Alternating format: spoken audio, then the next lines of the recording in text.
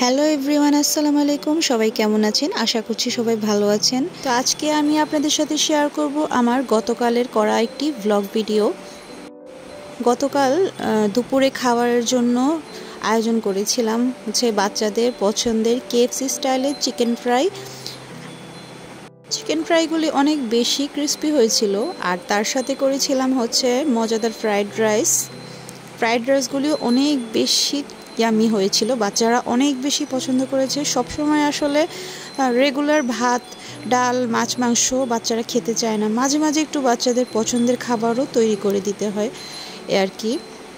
তো খাওয়া দাওয়া শেষ করে বাচ্চাদেরকে বিকেলে ঘুরতে নিয়ে গিয়েছিলাম নিউ মার্কেটের উপরে একটা প্লে জোন আছে ওখানে, যেখানে হচ্ছে বাচ্চাদের সাথে শুধুমাত্র একজন গার্জিয়ান অ্যালাউ করে।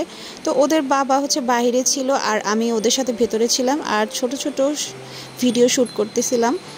তো যাই হোক, বাচ্চারা অনেক বেশি এনজয় করছিল। আহিয়ান অনেক বেশি এনজয় করছিল, আদিয়ান মাহাদ ওরাও সেম। যাই হোক, এরপর ওদেরকে নিয়ে রাইডে গেলাম।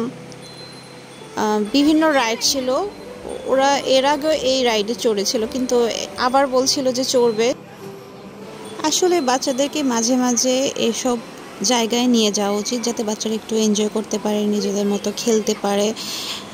এখনকার বাচ্চারা আসলে ওই ধরনের খেলার টাইমও পায় না আর জায়গাও পায় না, ওই ধরনের স্পেসও বাচ্চারা পায় না, কারণ সারাদিনই এত ব্যস্ততা থাকে। একবার হচ্ছে স্কুলে যাওয়া লাগে, একবার কোচিং করা লাগে, বাসায় টিচারের কাছে পড়ে, আবার হচ্ছে হুজুরের কাছে পড়ে। এখনকার বাচ্চারা আসলেই খুব ব্যস্ত থাকে।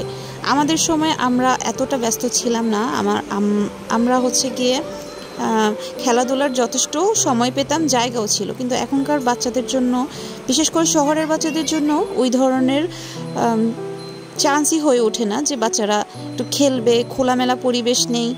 শহরের পরিবেশটাই হচ্ছে আসলে বদ্ধ। সেই জন্য আসলে বাচ্চাদেরকে নিয়ে মাঝে মাঝে এরকম ঘুরতে বের হওয়া উচিত। আমি মনে করি, আমি পার্সোনালি ভাবি এই জিনিসটা বাচ্চাদের জন্য যে আসলে আমাদের করা উচিত। তো যাই হোক, বাচ্চারা অনেক বেশি মজা করেছে, এনজয় করেছে।